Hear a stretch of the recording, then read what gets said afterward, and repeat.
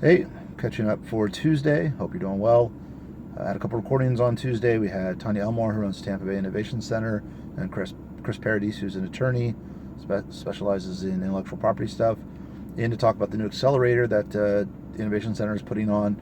And it's cool. It's you can tell Tonya has a lot of experience in doing these accelerators and incubators and whatnot. And this one is almost a fill in the gaps kind of one. They really dig into the stuff that's, I think, real life. A lot of the incubators work on business plans and how well you pitch and things like that. But these guys are digging in more into things like culture and how to build a culture even at the small level, when your company's small, that can grow. Mental health is a big one. Entrepreneurs go through an incredible amount of stress, with cash insecurity and just it hits you in a lot of different ways. And I know I've been living that for many years now. And so, mental health in the entrepreneurial space is huge. It's also a lonely existence as well, because a lot of times the struggles that you go through, you can't really share with the team, because then that stresses them out and it has a deteriorating effect on the culture. So a lot of the stuff that you go through and the struggles, you have to kind of keep to yourself, and hopefully have a few close confidants that you could share with, which I do, which is nice, but not everybody does. And maybe not even to the degree of awesomeness of mine. But so it's great that they're going to be addressing those issues, and it's a nice collection of skills they're transferring or educating on in this.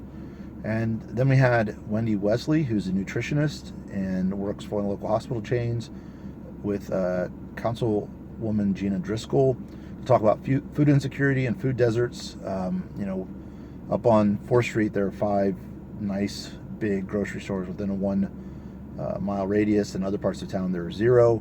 Food desert is defined as any place where there's not a full service grocery store within 1 mile to get to. Which 1 mile doesn't sound like a lot, but obviously these food deserts tend to be in the poor neighborhoods. And when you don't have transportation or you're relying on public transportation, a mile is not an insignificant hurdle. I mean, walking a mile is one thing. Walking a mile carrying groceries and the time and all that. So, people there in those neighborhoods have to rely on convenience stores or like Family Dollar types of things. And obviously, there's not a big selection of fresh produce and healthier options at those locations. So they're looking at different ways to address the problem. It's a hugely layered problem. With more income comes more transportation and the ability to buy more food. And so distribution is part of the problem. Education is part of the problem.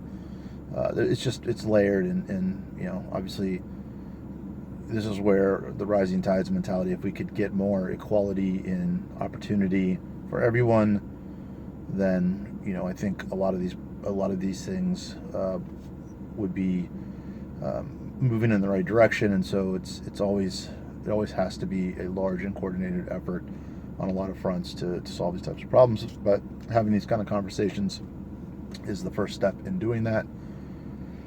I did get my Tampa Bay Business and Wealth article in, and after I would say some threats and some Bridget was lovely, but I was late by about 2 weeks in getting it to her, and so that'll be out. It's called We're the Uber of, and it digs into some of the nuances of the new connector. We're in a big trend right now is connector platforms, which are things like Uber, who connects people who need a ride to people with a car, Airbnb, people who want to stay somewhere with people who have rooms. So this is a huge trend in the startup space. Everybody's doing these connector platforms. And there are a few locally. We've profiled. Anchor is a startup report about, they do boats. Table Dot does personal chefs, and Expedite Legal does even like court reporters with lawyers and things like that. So anywhere you can find a connector, anywhere the business makes sense to have a connector platform, there's going to be one. If they're just popping up everywhere. And Airbnb and some of the big dogs, they laid the framework so that people could get comfortable with this type of thing. Everybody said no one will go on a platform where people are just renting out their rooms to strangers, and now look how big Airbnb is. But basically every single area of the economy is going to be hit by connector platforms. And as my point of of writing these articles for Tampa Bay Business and Wealth is to address potential investors. It is a startup section or segment or whatever. And so, I always preach about customer acquisition and the cost of customer acquisition, and that's the hardest thing right now, which led me to introduce a term called gravity. Gravity are the elements of a startup or any business that pull people and pull customers into you without you having to do additional and spend resources for that to happen. So if an idea has to be immediately interesting to make you want to give more time. Once you give more time or start to engage with the product or service, the experience has to be really smooth and flawless, because it could be a great product, but if your ability to purchase it or deal with it or order it is stressful, or there are hurdles to it, then you'll lose people there. Once in it, it should be self-evident, and they want to come back without you having to tell them. It's hard enough to win the customer one time. To have to win them again and spend those resources can be crippling. And then ideally, it's shareable. To try to win if you're responsible for winning every customer you have, then that's really the big lever in whether a startup company is going to be successful is their cost of customer acquisition, and having to win each one individually without other people, your current customers, helping you get more customers is a tough sled. So that was a previous article about startup gravity that I did, and then this one is sort of follow-up, looking at the unique natures of the connector economy, because you have two sides of it now. So, for Uber, for example, you have to get people to use the platform, but you also need people with cars who want to be drivers. And so for all of these, it now becomes a double acquisition. You have to acquire the provider and you have to acquire the customer. So that's what I dug into, and I think it came out pretty well, and that should be out, I guess, in the October issue or the November issue. I'm not sure. And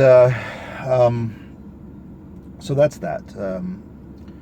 I'll leave you with that for now, and keep on trucking.